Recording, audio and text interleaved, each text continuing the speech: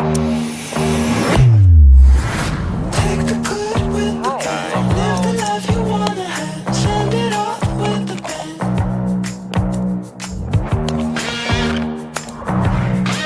really good.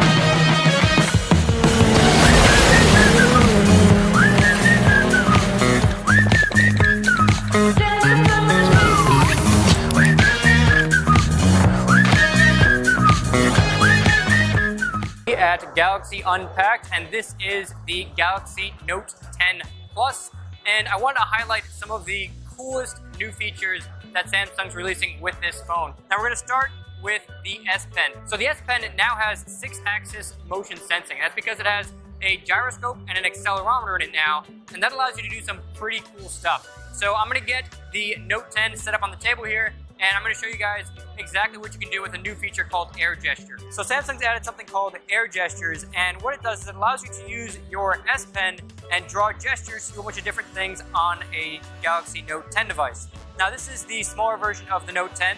The Note 10 Plus, I'll get to that a little bit later, but it works the same on both devices. So all you have to do is press the S Pen button and do one of these gestures. So if I want to zoom out a little bit, I hold the button and I make a circle in a counterclockwise manner, and it zooms out. If I want to zoom in, I make a clockwise circle, and it zooms in.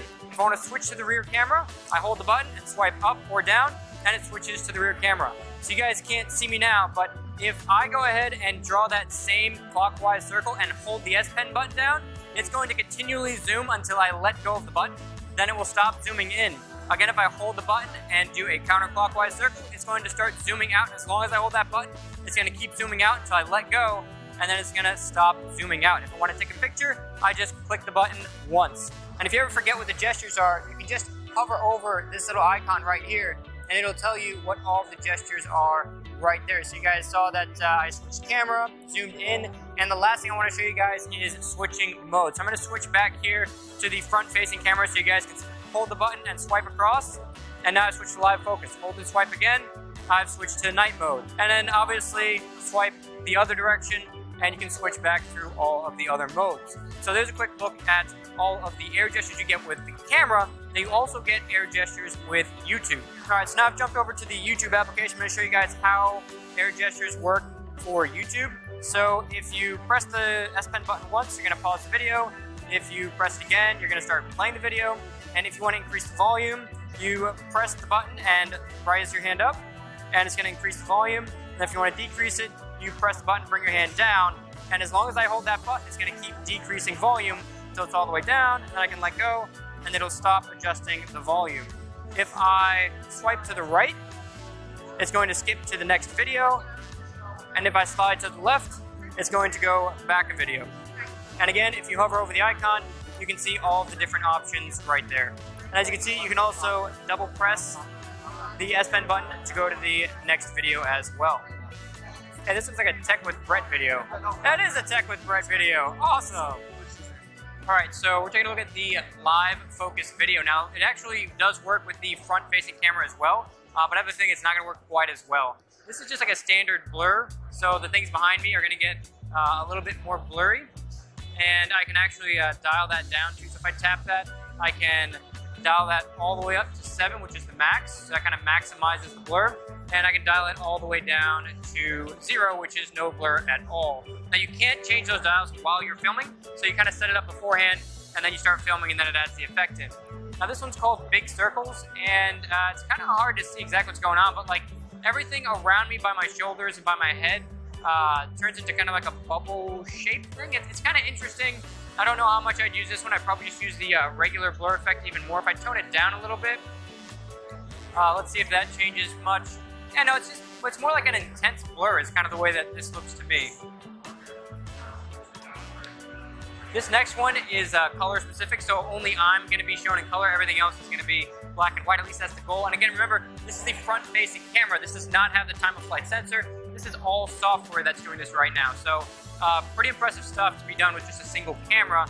As you can see, everything behind me, for the most part, stays black and white. And then if I, let's see here, if I tap this, I can scale that back up a bit more, and yeah, interesting. So when you scale it up, you do get some more artifacting and stuff like that. But anyways, I just want to show you guys what that mode was. And the last one, this is like it's called glitch, and it makes everything behind you look like it's kind of glitching out. Kind of an interesting mode. I'm not too sure what I'd use this for, but it's neat nonetheless. Here's a rear-facing video with the blur live focus effect. I'm going to move around a little bit so you guys can see that, and I'll go through the other modes really quickly as well. Alright, here we are again now. This is the big circle effect. As you can see, it's basically just blurring out the edges around me, and everything behind rather is getting blurred out. And it's kind of turns into this kind of bubbly circle thing. It's kind of right around the perimeter of my body. But again, this is a rear-facing camera, so this should be working a little bit better than the front-facing camera because it does have that time-of-flight sensor. This one is color point, definitely one of my favorite ones. Makes everything in the background black and white, and then you just show up in color. It works pretty good, all things considered. Obviously, there's people behind me, I'm sure you can see, are occasionally popping into color. But overall, I think it works pretty well. I think if there weren't people behind me, and it was more just like inanimate objects, not like a park outside or something like that, I think it works better because I think what it's doing is face detection. So everyone's face is going to get illuminated with color, and then everything that's not a person doesn't get rid of color. I'm kind of guessing that's how it works, but I won't know for sure until I get a lot more time to play with this. And here's the last one. This one's called Glitch, and again, just kind of glitches out things behind me. Pretty interesting one. It's more of like an artsy kind of one, I guess. I'm not too sure when I'd ever use this one. The black and white one, definitely. The blur one, definitely. But this one, I don't know, it's neat to look at, but I don't know how many videos I'd actually record like this. The next feature I want to talk to you guys about is called AR Doodle. This is made possible by Samsung's time-of-flight sensor right on the back, right there. And what it does is it allows you to draw in 3D with your video camera, kind of walk around all those different things that you just drawn. It's pretty cool. I'm going to demonstrate that for you guys right now. So obviously you can see I'm in video mode. I just have to tap the doodle button right there. And now it's asking me to find a face, but I just want to draw anywhere. So I'm going to tap everywhere. Alright, so I've tapped everywhere. Now I can draw anywhere I want. So if I start drawing, you know, like let's say, let me use a different pen here. Let's use this one. So this kind of looks like balloons, like the fun balloons at the kids' place, like the animal balloons. That's what it looks like. There we go. This kind of looks like animal balloons. Anyways, I just drew high there, and I can get closer to it, go right past it, and then come back, and it's still going to be there. And I can pick from a number of different pens. This one is super cool. This is one of my favorites. So this, it basically creates, it's hard to describe, but it's kind of like looking into a water droplet.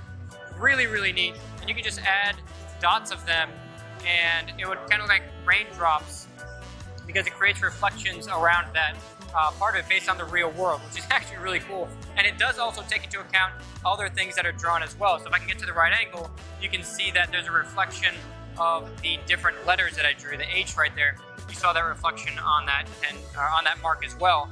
And we've got this one here, which is kind of like a neon, and I can move forward and backward with it.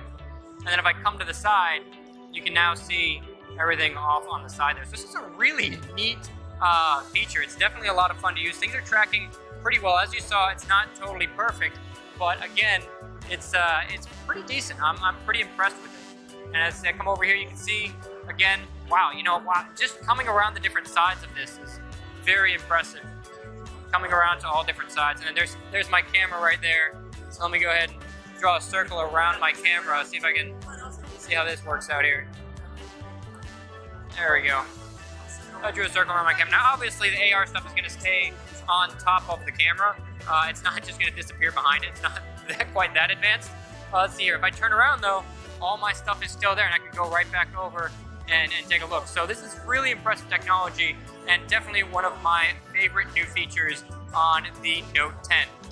The last super cool new feature I want to talk to you guys about is a 3D scanner. Now, this is actually really cool because it uses that time-of-flight sensor on the back to help make a 3D model, like a real 3D model of any object you want. You just walk around the object like this, kind of filming around using Bixby Vision, and you can create this 3D model, and you can even send that to a 3D printer and then print copies of whatever that is.